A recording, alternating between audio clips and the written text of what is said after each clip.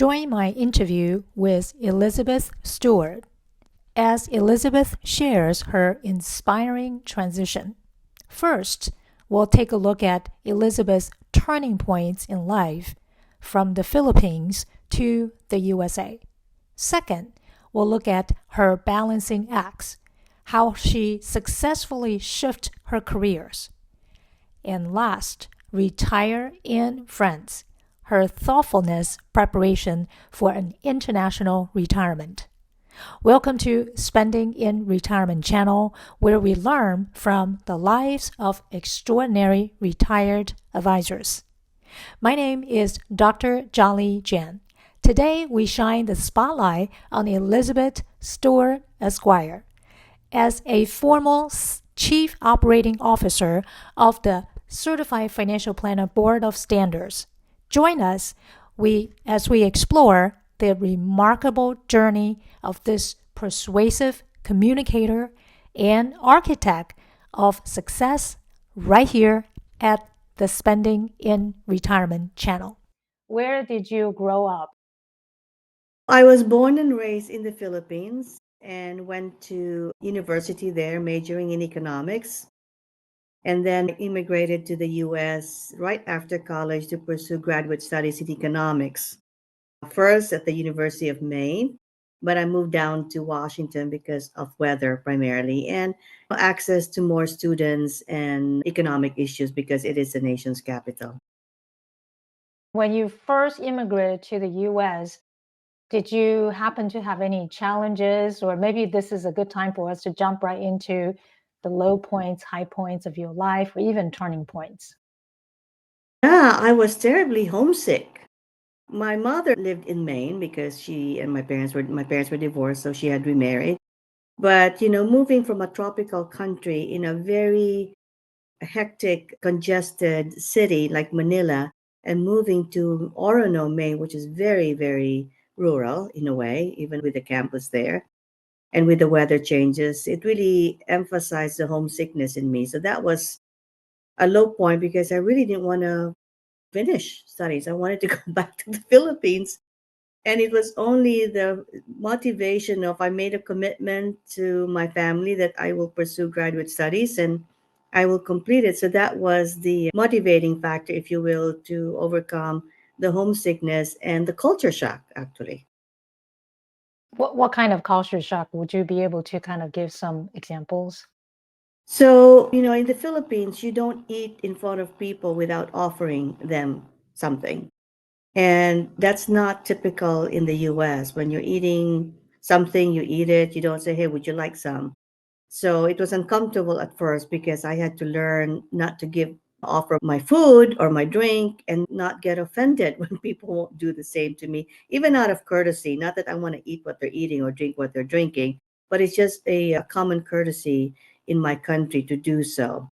Also, dealing with the weather, when the temperature goes down to 50s, everybody's going out in shorts, and I did the same thing. And within minutes, I had to go back to the dorm and put on heavier clothing because even 50s was too cold for me. So that was also a shock because people just expect you to be a little more casual when the weather is not as cold as it normally is in Maine. And I think also the instructors are more casual when I was in grad school, much more casual than they were in my college days.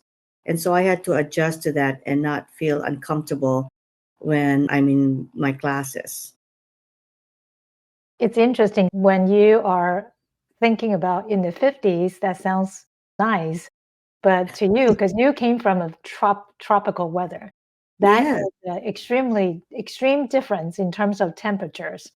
And to adjust to that, plus the culture shock about sharing food, that's quite interesting. Because from the outside, you look extremely successful, right? You look like you were adjusting really well, but the transition is still there. What I learned is that you have to observe what people do and not take it personally because it's part of the way they live and part of their culture, and that way you can adapt and get the best of your lifestyle and your culture and marriage it or meld it together with the culture you're in. And I'll talk more about that when we talk about retiring overseas. Oh, good. How about sharing with us some high points and then we can talk about some turning points as well? Of course, completing my studies was a high point, but more importantly, I made a decision. I was actually in the doctoral program in economics, and I decided I didn't want to be a PhD because I didn't want to teach, and economics was not as fascinating to me.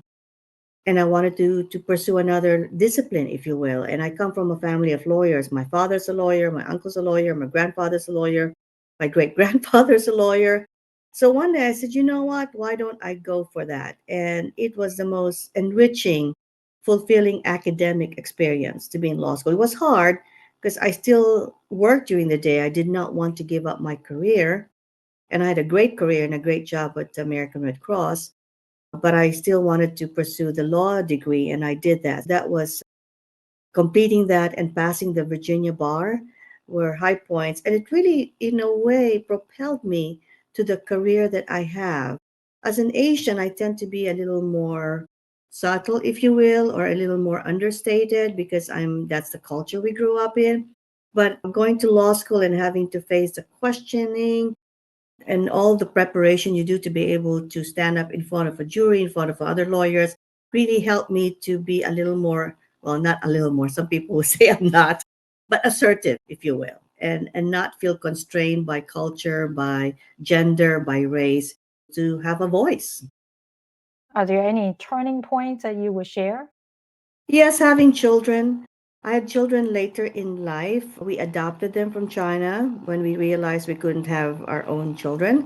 And that was a turning point because I was such a type A personality that having children, I had to balance both work and career. And of course, children are all individually different from one another. So having to adjust your parenting style that accommodates their own personality and their own attitudes and their own philosophy was, a challenge. I have two beautiful girls. They are incredibly loving, mature, sophisticated world travelers, and I learned a lot from them that I can also translate into being more patient at work, if you will, and being more accommodating to different personalities and different styles to do that. So that helped me balance out, if you will, my assertiveness and my very keen focus on getting things done because I had to be more patient and accommodating. I'm glad you mentioned, I did not know that your girls are adopted. And was that also somewhat of an adjustment for you because you had them when you were later in the year? Yeah, I've it seen was. my brother-in-law having their children so late in life. I can see the drastic difference in terms of treatment to your children. Does that happen to you as well? It's interesting because I had a senior vice president for marketing sales when I was in the telecom energy management space who said to me when I was working for him, said to me, you really need to make sure you meet your children halfway. Don't give up your lifestyle to accommodate theirs. Don't succumb to their lifestyle at the expense of yours. Try to meet them halfway. So if you like to travel, get them to travel when they're young. If you like to eat in fine dining places, let them get used to it and try, training them at home. So that really helped me kind of balance giving up a lot of the things I thought I had to do versus trying to get my children to also adapt to our lifestyle and our preference, if you will. The hardest part, as you know, is as later in your career, you're really on a projectile. Early on, you're learning the business, you're learning how to work in an office, you're learning skills, and then you're really applying skills and problem solving and working to achieve the organizational goals. And you balance that with parenting. That's really where it's a challenge, but it also, I think, matures me because there are days when I'm going to have to focus on what's more important. And as a former CEO once told me, said your family should always come first. That's your North Star. Because if they're unhappy and you're unhappy because you're not dealing with them, you're never going to be able to be successful at work. And so that was a big turning point to me to say, I'm going to focus on that. But I'm also going to have them accommodate my lifestyle and learn from my lifestyle. And maybe that will help them also as they plan their careers down the road. Well said. I couldn't help to wonder if your girls growing up in a DC area, did they have any type of adjustments? Fortunately, adoption is very common in this area. In fact, a lot of my sources came from a lot of people in this area, in my network, who have adopted, both Asian couples, mixed couples, American couples. So that really helped them adjust. And they have friends that are also been adopted. I think the hardest part for them, which is one of the reasons I took a career pause in 2011, was one of them actually had challenges in middle school because there were not a lot of minority children. And so she was really different from the rest. Maybe they're like two or three in a group of about 40 or 50. And I think that really affected her attitude, affected her socialization, and I had to address that. And that was when she was in puberty. Wow. You know what my solution, Chia-Li, Yes, was? what is the solution? So I was at the height of my career, and I told my husband, I said, this can't continue. And so I said, one of us has to quit our jobs and take them someplace where we can help them readjust and deal with whatever issues they're dealing with, because it's not helping in here.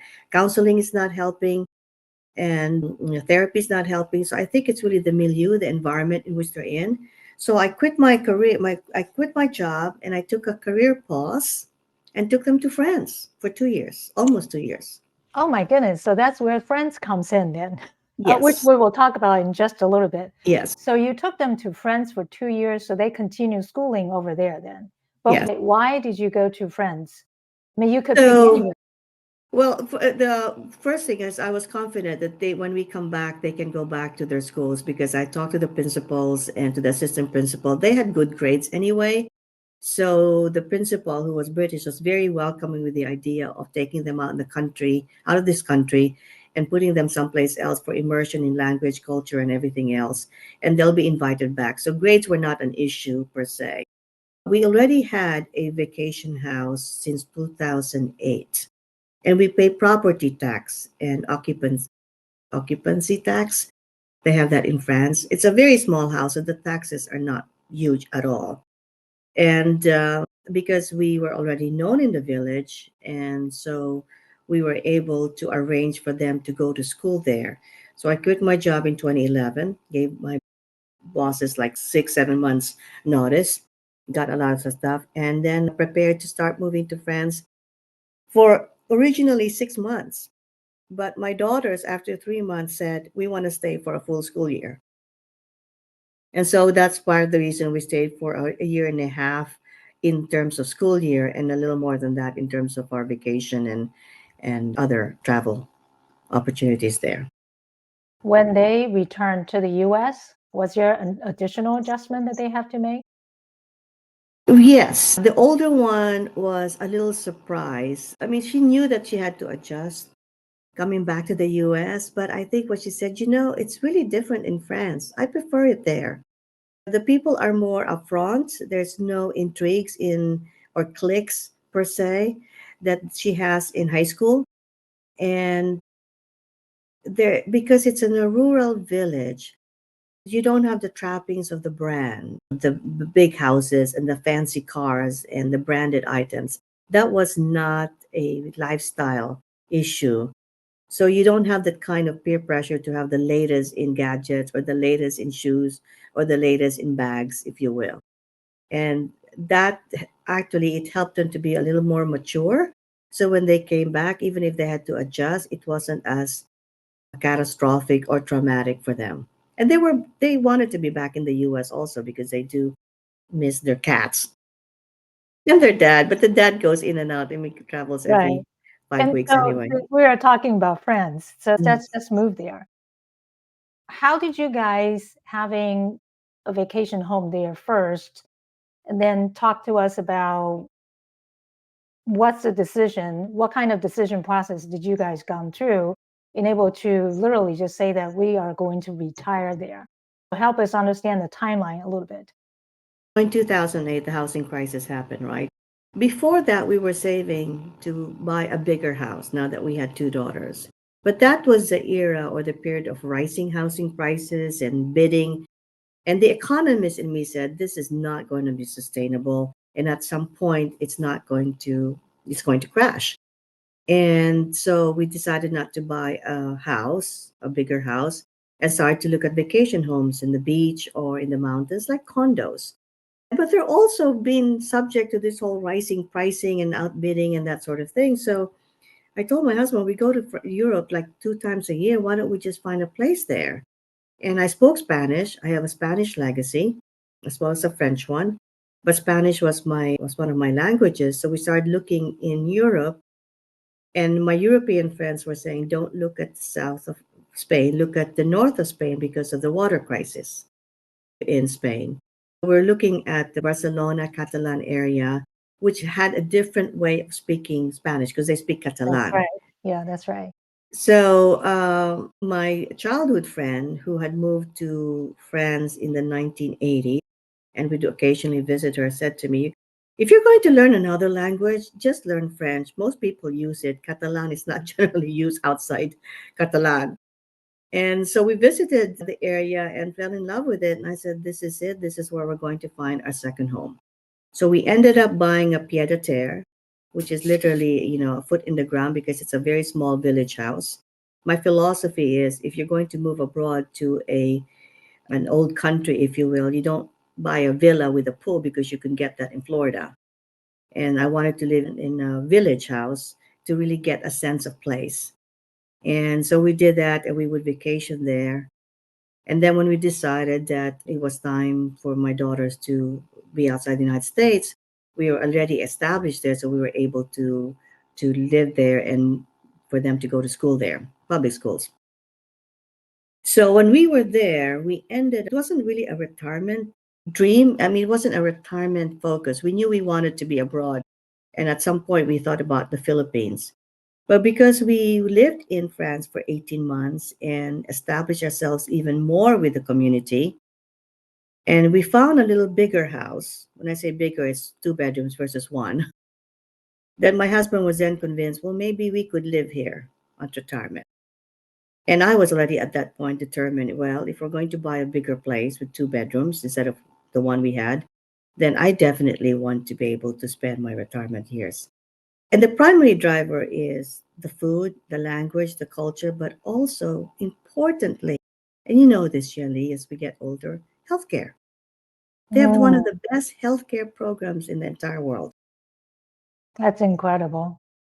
And it's if you're a resident, you pay a very nominal fee into the system if you have non-retirement income. Which kind of fits your bill very well, right? Yes, yes. And It, I've tested that healthcare program over the years when we were there, when living there, and it's very good and it's also very inexpensive.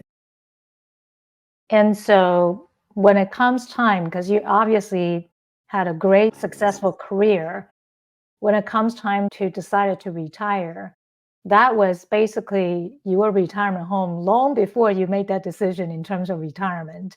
You're literally been doing that for all along.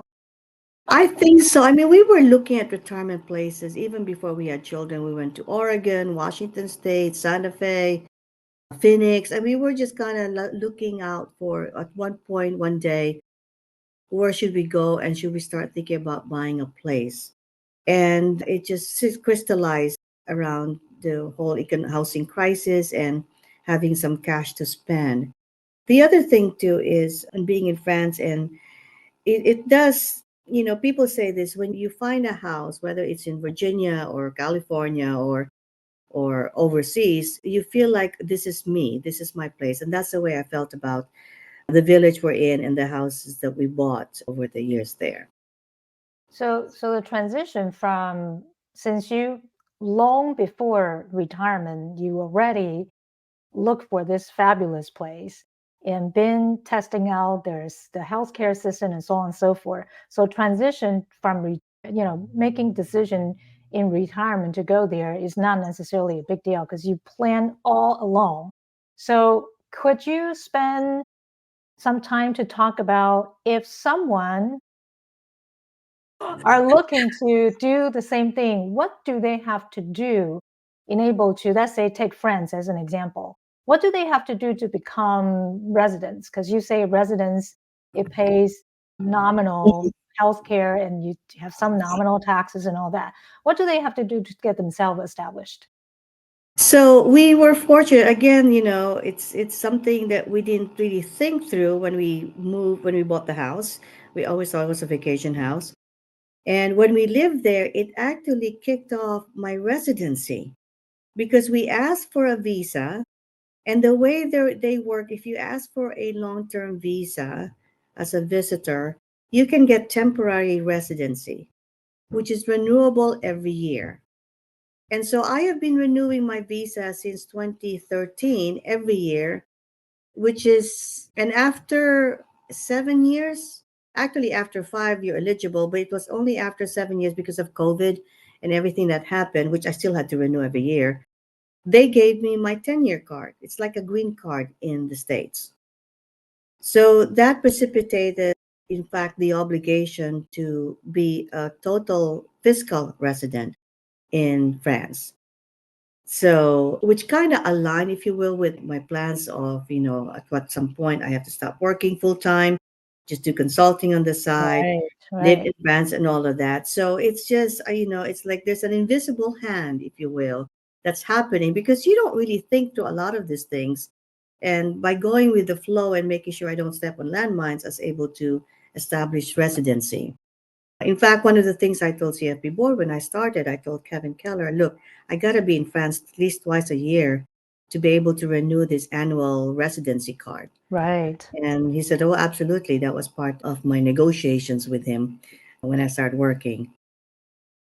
And so that led to permanent residencies. And the next questions would be, do you then have to give up your US citizenship or you can keep dual citizenships? Well, the residency doesn't necessarily, it's not yet, there's another step if you want to be naturalized. And I think you have to be a fiscal resident. So there's a difference between a resident and a fiscal resident. So as a resident, because I don't stay there for more than 6 months a year for the last several years, I don't file taxes. But now that I'm going to be living there for more than 6 months a year, I have to file taxes. The good news is there's a treaty between the US and France, so there's no double taxation. I think for a lot of people, taking challenges like that is not easy. But since you have been doing that while you were working, maintaining two residents, right, both countries, it's an easy transition for you. But could you share a little bit about, I'm sure it's not easy, but maintaining two households could be also things to kind of watch out. Are there any tips that you will share in terms of when you're maintaining two households? What would be some tips that you can share? Well, it's a lot easier for me because we have daughters that are in the area and likely to live at home and use the house. Doing that, we've been maintaining two homes for the last since 2008. And so it's kind of just go back and forth. The good news is we're downsizing from a single family house to a townhouse, so it makes it much more manageable. My husband will probably be here more in the US than he is in France. And at least there's somebody always looking at out for the house in the US. In France, it's a lock and leave house because it's a village house.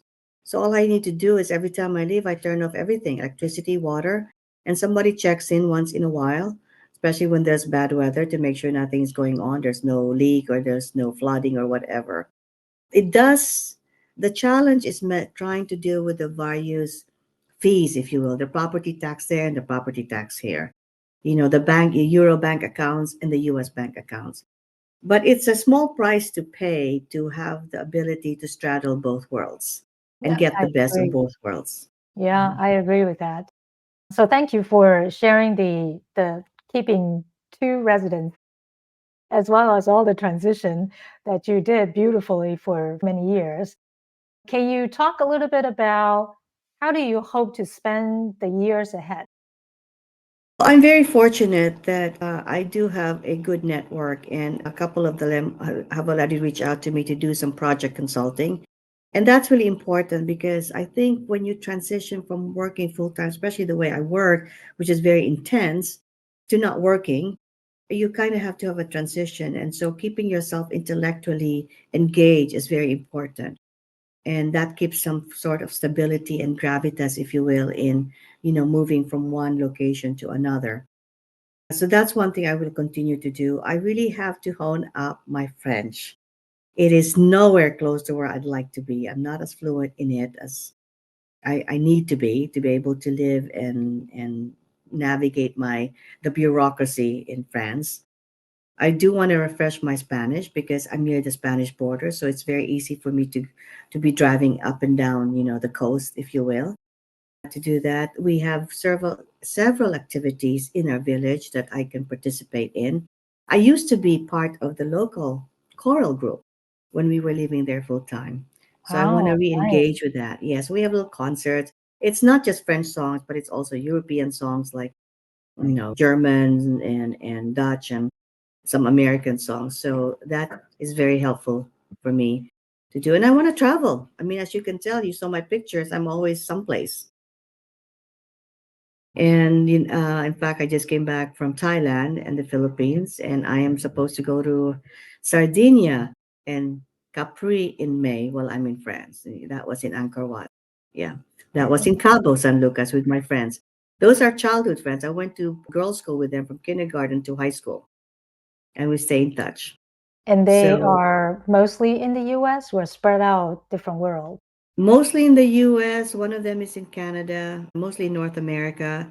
But I have practically all over the world. I have friends in Europe that I grew up with who now live there. Of course, Asia is one of them, US and North America. I don't think I know anybody in the South America yet. So I do have, I mean, part of living there is a lot of people want to come by and visit as well, friends. And so you mentioned that you also enjoy possibly doing more travel. What type of travel are you looking to do in the future? Well, I mentioned I was going to go to Sardinia and Capri in May, but I really want to discover more of France. I want to be able to drive up to Normandy and Brittany, and I could easily drive to Italy as well from where I am, and be able to discover parts that you don't normally see when you're traveling as a vacation because you're really more in the checklist. I've been to Milan, I've been to That's this. right. Now you'll That's be able to see some of the more local places, especially with a car. Because I do have a car and I have a French driver's license, so I want to be able to do more of that. well, okay, so that's another key, right? If you're going to be established, you have to establish truly with the license and everything. Yes.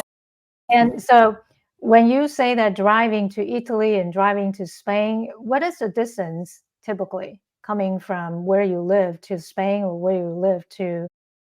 I would assume going to Italy probably a little bit far out. So I'm about an hour and a half to the Spanish border on the Mediterranean side. Got it. I'm about 6 to 7 hours to the border of Italy, going Oh, to the that's not too Provence bad. area. Yeah, Yeah. that's not too bad. Oh, no, no, not at all. And the train system in Europe is very, very efficient. Now we have trains, from Paris going to Switzerland to Germany. So I easily can go up to Paris and change trains there. And, even France is it's easy driving in a way if you just avoid the main highways. And I'm a lot more comfortable driving there than I am the highways in the US, I-95. I, it's interesting because on Sundays, trucks are not supposed to drive unless they have perishable or they have a special license. So you don't see a lot of trucks on the road on Sundays. And on the other days, they are required to stay on the right side of the road. They can go in the middle lane to overtake, but they cannot go in the left lane or they will be fined. Tells you that European does have better system in some parts. Yeah, and it's interesting because you drive down the main highway like their I-95 kind of thing, and there's a electronic board on some areas where they will flash your registration, car license plate if you're speeding. So you're looking at That's a like, way oh, to there's gonna be remind you, slow down, right? exactly, which means you're gonna get fined, but at least you've been warned. At least you've been warned. And Yeah. a lot of those technology I oftentimes seeing overseas. It's just slow adopting in the US, which is kind of interesting. Exactly. We need it here. Yes. Let's talk a little bit about what is the one biggest challenge that you face in retirement so far. Oh my gosh, not getting a monthly salary.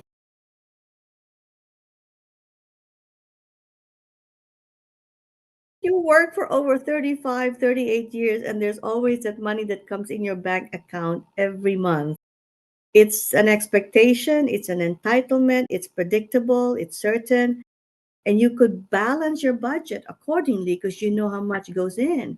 But you don't have that kind of safety valve, if you will, because you don't have it. Even if you do consulting, it's not like you get paid monthly per se unless you're a retainer. But if it's a project thing, you get paid on a project level basis on a different frequency. So that I for me was a bigger challenge. I expected that. I anticipated it because when I quit my job in 2011, that was one of the shock into my systems like, oh my gosh, there's no paycheck. So I anticipated that. It's a challenge. A lot of people have a difficult time overcoming that because they're not planning for cash flow. That's true.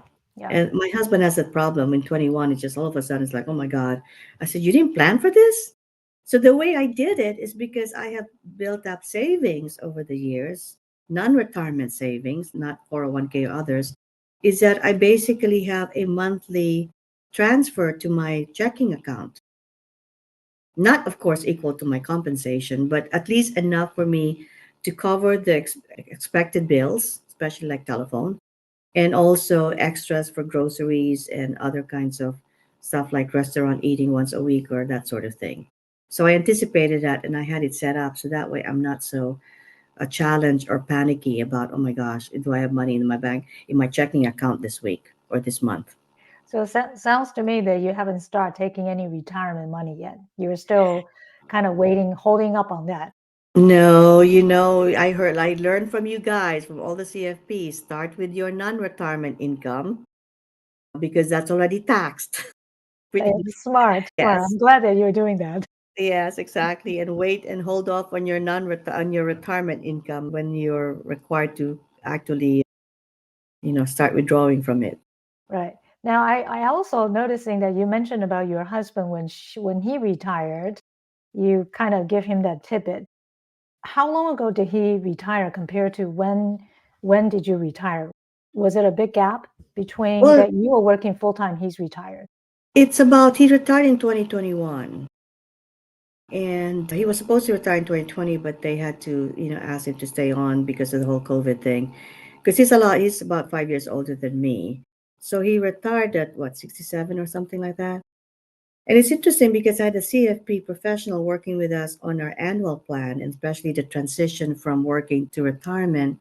And when my husband retired, she said to me, he goes, when are you going to retire? I said, what do you mean? He goes, you can retire now if you want. And, with COVID and everything else, there's other things you can do other than, work as intensely as you have been doing. And, she was confident that I could do that. But I said, well, I have to make sure that I give ample notice to my employer, to my team, make sure everything that I wanted to accomplish can get done because I can't just walk out and give like 2 months notice. I gave Kevin Keller a year and a half. So he's That's prepared. called responsible employee. Year and a half. 2023 is going to be my last full year. I don't think he really believed me. You're too young. I said, no, I'm not. But it was the CFP, the financial planner, who said to me, you have financial freedom because that's the way I look at retirement now. It's not like, oh, you're stopping, you're not working anymore and you're just going to not do anything. And as you heard in our conference last year, it's really more about the financial freedom to do something else that's more in line with your passion, your philosophy, and not so much about because you have to do it. And you're required to do it to keep a roof over your head and food on the table and that sort of thing. We're very fortunate that because my husband's a CPA and I'm an economist by training, and that we had a financial planner, that we have very little, if any, debt. We have no mortgages in any of our homes. We have educational trust funds for our daughters all the way to grad school if they want to. And so it's really more about trying to live within our new lifestyle, not extravagantly, but prudently and also much more attentively. I think that you are very fortunate because your husband is a CPA and you had the economic background and also work with the CFP. That's the important part, right? Yes, That yes. you plan and you conserve and then you live within your means, make everything worked out well. Now, are there other type of recommendation that you will give someone who potentially might do something like you, retire to a different country and potentially have a different stages in retirement. Like you basically was already had a house before you retired in France. So are there any other recommendations that you would give pre-retirees or retirees? Well, a lot of things that a lot of people I see on Facebook, people who retire in France, some of them actually start by renting to Airbnb. So if you have like a 3 week vacation and you want to be in France or you want to be in Spain, rent an Airbnb for 3 weeks in a certain location that you think you're going to be attracted to, or when if you are retired but you're not quite sure where to go, is you basically rent places for 3 to 6 months at a time with a visa, of course, because the Schengen visas are required there if you stay more than 90 days. I think it will also help you understand. A lot of people think, including financial planners and my colleagues at work, that, oh my gosh, you gotta, it's really hard to move overseas. It's expensive. You have to learn a new language and so on and so forth. Well, first of all, it is not expensive. Now, if you want to buy a chateau, yes, it is. But if you can't buy a chateau in the US, why would you do one overseas, right? Type of thing. So, but if you just want a simple house that you would normally buy here when you downsize, you could do it there. Learning a language actually has been proven to show mental acuity. So it's not supposed to be something to fear, but something to welcome and engage, because it really helps you keep mentally alert and mentally engaged, which is one of the reasons that people sometimes don't get sick, is because they don't get intellectually engaged. So I don't see that as a challenge; it's an opportunity more than a challenge. And just network, learn from other people who've lived in other countries or have moved to other countries. I get emails sometimes from my network, and they asked if they could introduce me to a family friend or a friend, to say, they're interested in moving to Italy. Would you talk to them about your experience? And that's how you get to learn. It's like a source of information. Of course, you have to curate them at some point, but the more information you get from other people, the more you're able to see a picture of what it is that you want to do and how you want to do it. That's quite interesting. Not only you research quite a bit about how to retire in a different country, but at the same time you're helping others as well and build up your network. That's beautiful. When you talked about once you retired, you continue to maintain some sort of consulting and advising and all that. You also serve on board. Can you talk a little bit about how that is impacting your life now in terms of consulting, potentially coaching, and sitting on the board? So I've been on the University of Hawaii School of Architecture board since 2010. And I stay with it, one, because I know the people there, but more importantly is I bleed architecture. I love design. I love great design. And I was very privileged to be part of the American Institute of Architects for a very long time, responsible for several business opportunities there. And I learned a lot from the architects about the quality of life, quality of design. And so I keep at it and I help them expand, if you will, their footprint, the doctoral program in architecture in the Asia Pacific region. That is part of what they're trying to do in their programming. And that keeps me intellectually engaged. That keeps my hand in the architectural design field, and also higher education, because it's a school of architecture, and dealing with joint masters and PhD program with Tongji University in China. So it also expands my learning, intellectual curiosity in that part of the world and also in that discipline. And then on the consulting side, I like to be able to apply my problem solving skills, my what the French would call the métier in strategic planning, in marketing and branding to help other organizations be more efficient, relevant, and growing. And so I do have a couple of friends, if you will, who are in my network who have consulting companies and have asked me to do project work for them. So I have the ability to select what I'd like to work on, and I have the ability to manage my time because I do want to travel. I don't want to have conflicts, if you will, in terms of scheduling. And that gives me kind of the best of both worlds, the ability to enjoy things that financial freedom gives me, like traveling, networking, learning languages, at the same time being intellectually engaged with areas and topics and disciplines that I've been involved with over the years. I believe that your success attribute to many years of planning ahead, if you will. You do really plan ahead because you don't necessarily just serve on the board as soon as you retire. You've been sitting on the board for many years, right? And then you've been building that network of yours that when consulting opportunity come across, you could just pick them up and do so. And plus you can continue to enjoy life. So that's really incredible. If you were to give only one advice to potentially retirees or pre-retirees to live a fulfilled life like yours, what would that be? Just one. Be brave and be bold. That's two, right? The worst thing is that it didn't work and you learned something from it. But you got to give it a try. If there's something you're really passionate about, give it a try. Yes, give it a try. And so what in case if it didn't work, you learn something new, right? And Exactly. that learning actually propel exercising the brain as well. Yeah, here's the thing that, people don't talk about. As you get to grow old, you could count a list of accomplishments over the years, professionally and personally. So the fear of failure shouldn't really matter because you've already accomplished a lot. You've already proven yourself. So if you don't succeed in something, you don't think of it as a failure. Think about it as a learning opportunity and you do something else. Test and innovate, test and improve. Now, when you're younger, it's a little more personal and a little more scary because you're still trying to prove yourself. But when you're ready to retire, you've already have a list of accomplishments and successes that you could count on and use as a way to say, look, I've done that, so I can do something else. And if it doesn't work, I have other things I've done that have successfully been completed. Well, thank you so much. You impart so much wisdoms for all of us. I Thank you. wish it comes with age. It comes with age. I like that.